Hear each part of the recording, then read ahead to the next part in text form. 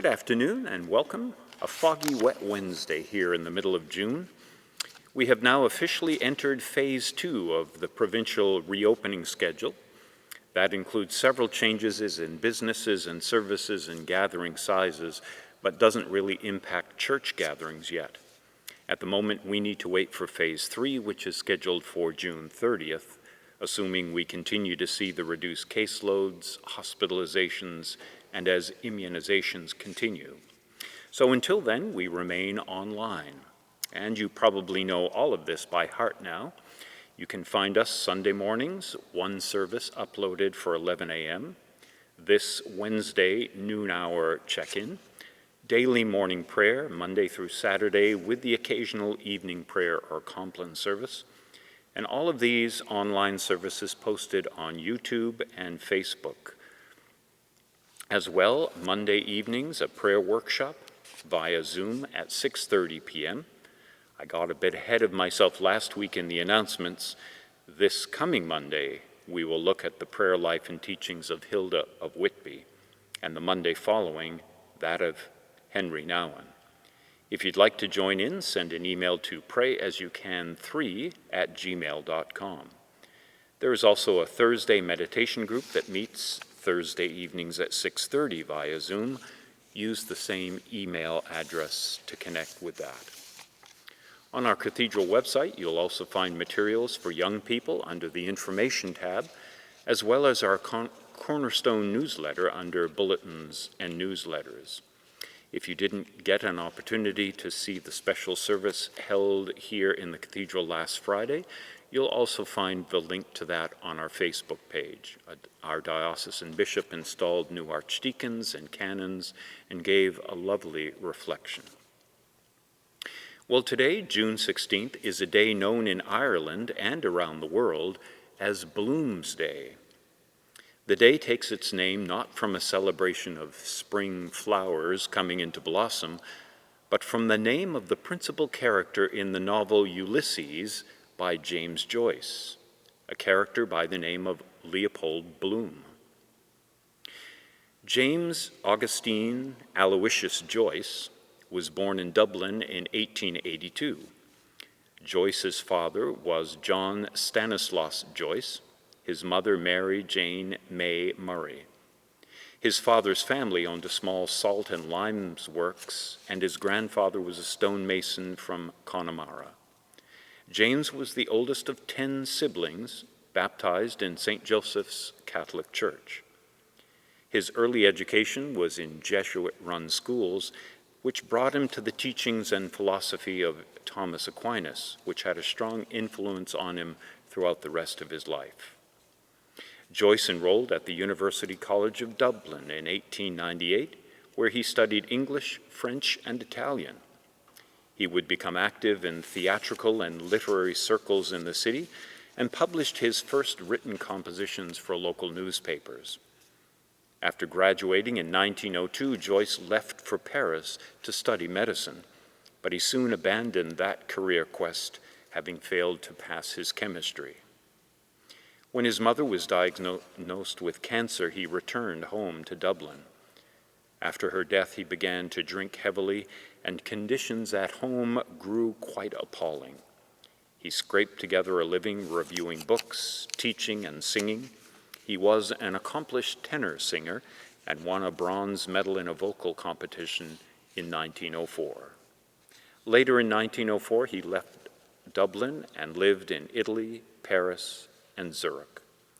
He published his first book of poetry, Chamber Music, in 1907, a book of 36 love poems. In his second work, a collection of short stories called The Dubliners, dealt with the memories of his childhood and general life conditions of the time in Dublin. Another book would follow that, titled A Portrait of the Artist as a Young Man, using a kind of unique stream of consciousness style. But it would be his novel Ulysses, which paralleled the epic Odyssey by Homer, that would bring him international recognition.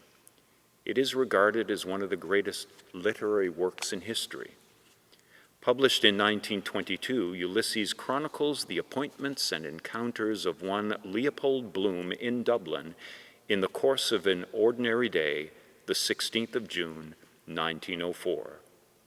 The book follows him from butcher shop to a funeral of a friend, various stops at pubs, conversations with friends and strangers, and Bloom eventually makes his way home in the wee hours of the morning to his wife, Molly. And so on Bloom Day, quoting from Wikipedia, the day involves a range of cultural activities including Ulysses readings and dramatizations, pub crawls, and other events, some of it hosted by the James Joyce Center in North Great George's Street. Enthusiasts often dress in Edwardian costume to celebrate Bloom's Day and retrace Bloom's route around Dublin via landmarks such as Davy Bryan's pub. Hardcore devotees have even been known to hold marathon readings of the entire novel, some lasting for up to 36 hours.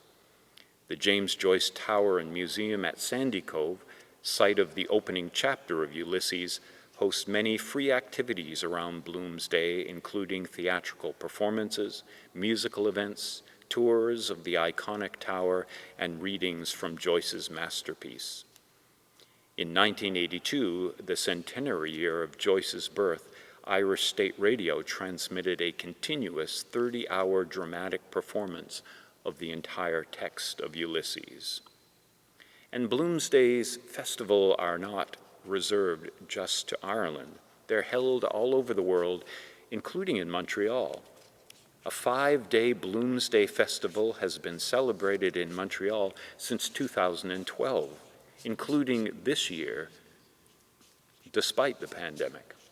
You can find the schedule online for the Montreal festivities, many of which you can watch online.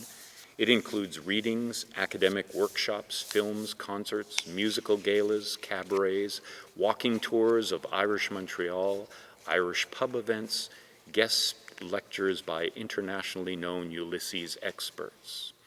Major partners for this event in Montreal include the Concordia School for Canadian Irish Studies, McGill University's Continuing Education, the Jewish Public Library, Westmount, and Atwater Libraries.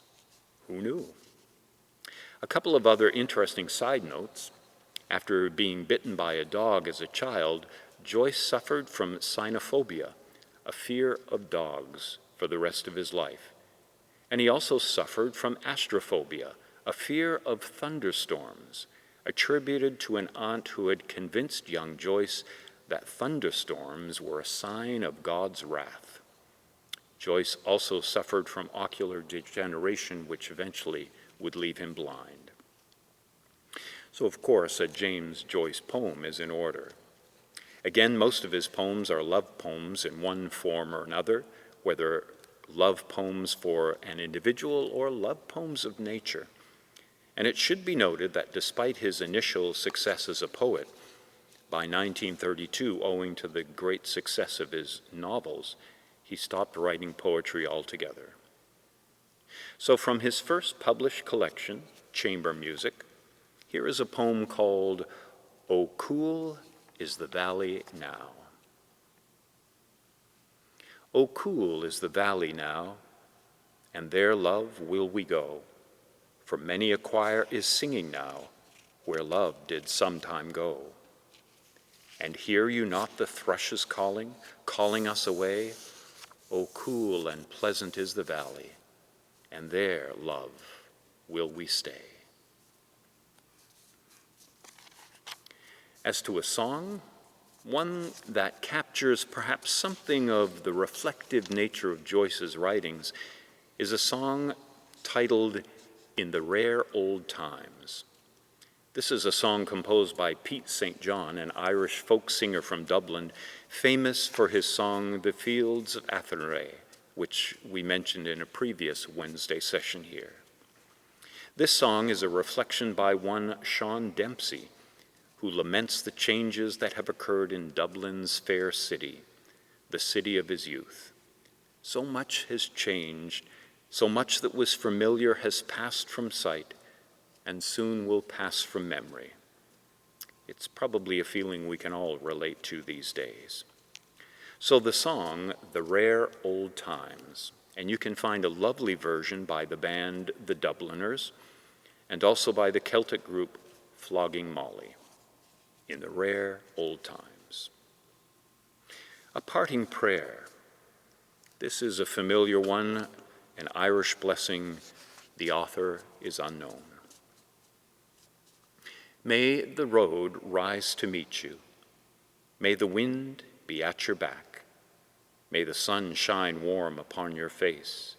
May the rain fall softly on your fields. And until we meet again, may you keep safe in the gentle, loving arms of God. So indeed, keep in touch, stay safe, and keep the faith until we meet again.